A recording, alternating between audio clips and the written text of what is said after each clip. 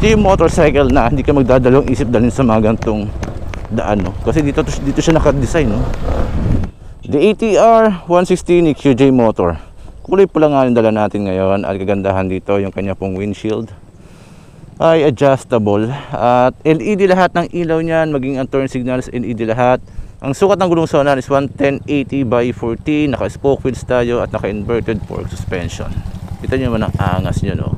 Diba? At ang sukat ng gulong sa likod ay naka 130/70 by 13. Naka dual shock suspension tayo na may canister, as you can see. Kagandahan dito, nandito na po yung kanyang tangke na may 8 liters sa capacity. Ito din yung kanyang open natin, yung kanyang upuan. Under seat compartment, ayan, kasya dito ang half face sunroof, sigurado ako, at yung mga full face depende sa size. Goods na goods. At yung mga side pockets tayo dyan na may ito, may ano tayo dito, USB charging port ready, dalawa yan, USB saka yung type C. Alright, type C. Fuel, ito bukasan, less hassle na kapag tayo magpapagas, hindi natin kailangan bumaba.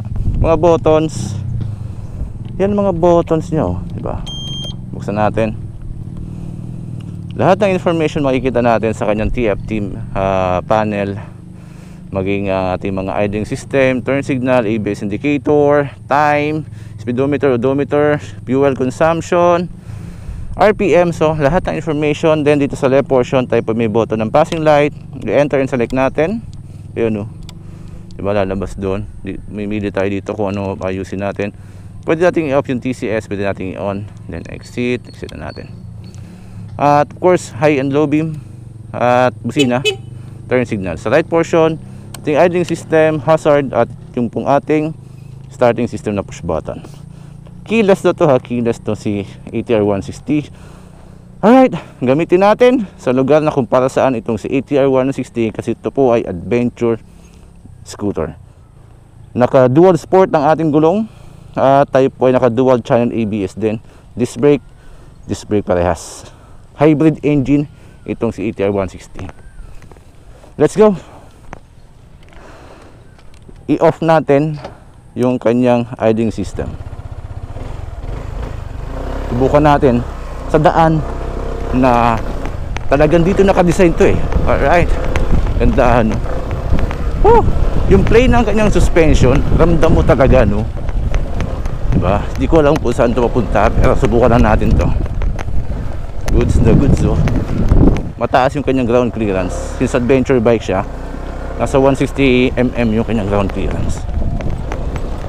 Yung plane ng suspension, goods na goods. Yung total response, okay na okay din, no? Diba?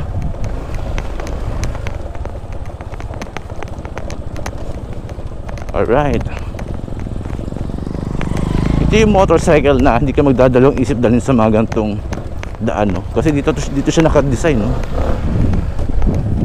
Yung kanyang max power nagbibigay ng 12 kilowatts at 8,500 RPM, at ang kanyang torque ay 15 Newton meter of torque at 6,000 RPM. Goods na goods. Siyempre ay isipin natin kapag tayo ay bibili ng adventure scooter na 160cc, ang isipin natin ay si Honda ADV. Kasi Honda yan, eh. Wala tayong question dyan. Subok na yan. At matagal na namamayagpag sa market. Pero hindi masamang subukan ang ATR 160. Set aside muna natin si Honda. Alamin muna natin ang kapasidad na kaya ibigay sa atin ng ATR. Alright. Naka dual channel ABS tayo. Panalo tayo sa braking system. Okay na braking system. May hazard button tayo.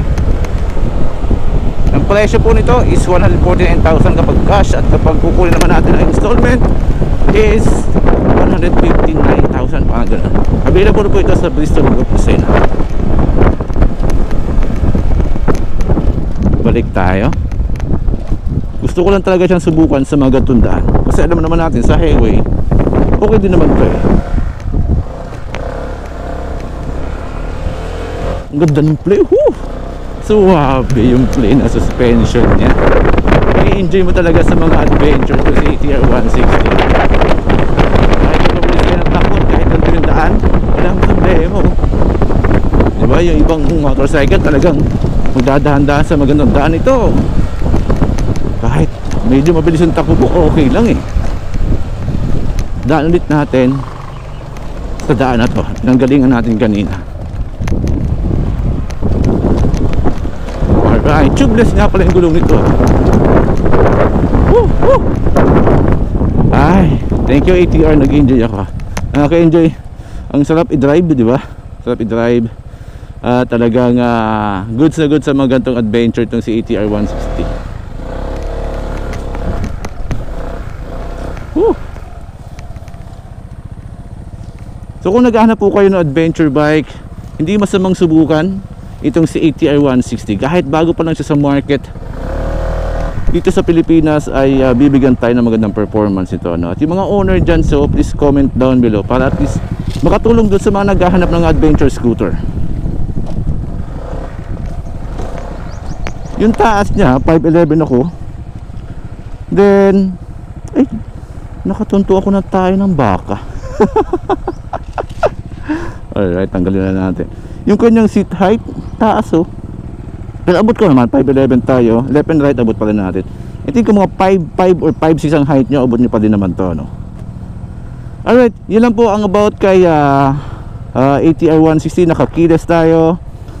At the good thing dito, pagdating sa safety features, advanced, since naka TCS, naka dual channel ABS itong si ATR. At may idling system tayo, no? Upang makatulong kapag tumigil tayo sa mga traffic, so automatic mamamatay yung makina. Then pigyan natin ng konti, mabubuhay na ulit yan. O, di ba? Goods na goods, oh. So ang ganda nung kanyang ganda nung kanyang suspension sa unahan, inverted. At sa likod, di ba, ganun din, oh. May canister tayo.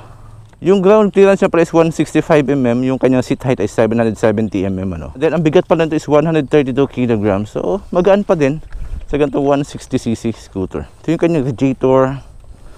So maporma, pogi, aggressive. Pero again, hindi masamang subukan si ATR 160 na adventure bike. Quality and performance, ginamit natin ng short drive lang naman, ano, dito sa daan dito. Pero ginamit ko na siya sa highway. At okay na okay din naman yung performance niya. Ang ganda yung plane ng kanya suspension. So yun lang po ang masasabi ko kay ATR 160. Please comment down below about sa motorcycle na to.